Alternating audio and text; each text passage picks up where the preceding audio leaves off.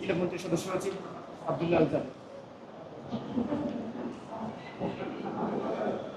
স্বাধীন সার্বভৌম বাংলাদেশে গত ৫০ বছর ধরে একটা রাষ্ট্র একচেটিয়াভাবে তার নিয়ন্ত্রণ নেওয়ার চেষ্টা করেছে।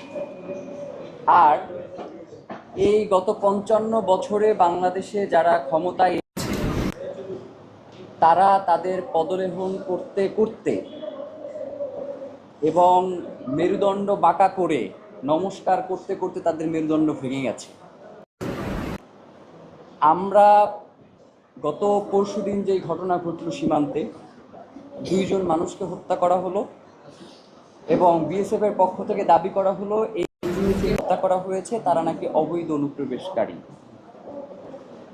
এইটা বাংলাদেশের আজকে কোনো নতুন চিত্র নয়।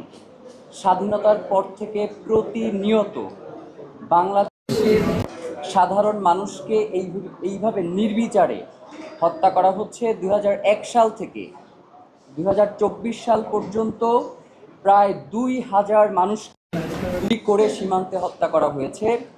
গড়ে যেটা প্রত্যেক ১২ দিনে একজনকে করে হত্যা করা হয়েছে। এবং আপনারা জানেন যে আন্তর্জাতিক একটা আইন রয়েছে অনুপ্রবেশকারীদের ক্ষেত্রে। ভারত সরকার কোনোভাবেই সেই আন্তর্জাতিক আইনের তোয়াক্কা করছে না।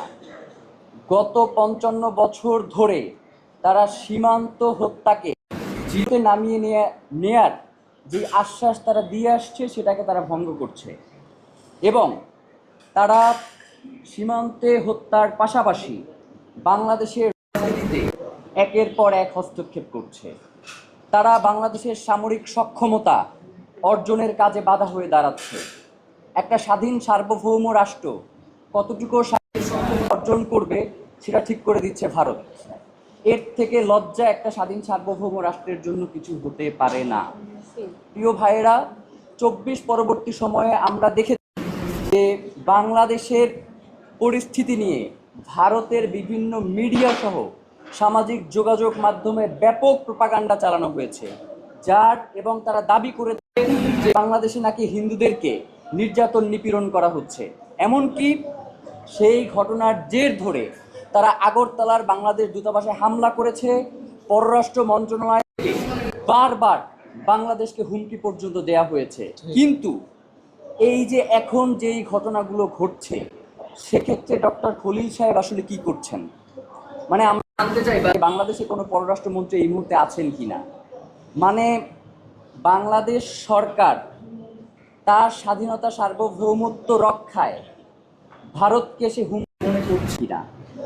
এখন পর্যন্ত সেইভাবে আমরা কোনো দৃশ্য দেখতে পাচ্ছি না।